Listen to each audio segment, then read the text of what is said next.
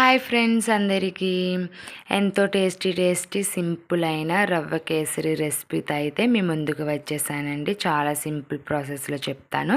ఇక లేట్ చేయకుండా ప్రాసెస్లోకి వెళ్ళిపోదాం. ముందుగా స్టవ్ వెలిగించుకొని ప్యాన్ పెట్టుకోవాలండి.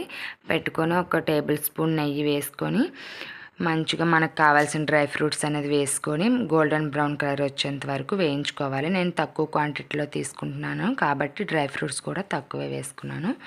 అవి వేగిన తర్వాత ఒక కప్పు బొంబాయి రవ్వ వేసుకొని అది కూడా గోల్డ్ కలర్ వచ్చే వరకు వేయించుకోవాలి. ఇలా రవ్వ వేగుతుండగానే పక్కన ఒక గిన్నెలో హాట్ వాటర్ పెట్టుకొని మంచిగా బాగా బాగా మరగనివ్వాలండి వాటరు. ఇక్కడ రవ్వ అనేది మంచిగా వేగిన తర్వాత కప్పు రవ్వకి 4 కప్పులు వాటర్ అనేది వేసుకొని మంచిగా దగ్గర పడేంత వరకు కూడా మిక్స్ చేసుకోవాలి.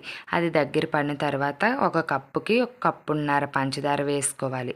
అది కూడా దగ్గర పడిన తర్వాత ఇలాచీ పౌడర్ అండ్ నెయ్యి అనేది కాస్త ఎక్కువ పడుతుంది. నెయ్యి కూడా వేసుకొని మంచిగా మిక్స్ చేసుకొని స్టవ్ అనేది ఆఫ్ చేసుకోవాలి. ఈ ప్రాసెస్ అంతా కూడా సిమ్లో పెట్టి చేసుకోవాలండి, లేకపోతే మాడిపోయి అడుగంటుతుంది.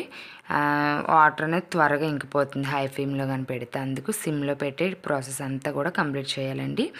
ఈ ప్రాసెస్ పాలతో కూడా చేయొచ్చు. పాలతో చేసిన టేస్ట్ బాగుంటుంది, ఇలా వాటర్తో చేసుకున్న టేస్ట్ బాగుంటుందండి, చాలా బాగుంటుంది. మరెన్నో ఇలాంటి వీడియోస్ కోసం అయితే ప్లీజ్ మన ఛానల్ని లైక్ అండ్ సబ్స్క్రైబ్ చేయండి ఫ్రెండ్స్. ప్లీజ్ సపోర్ట్ చేయండి.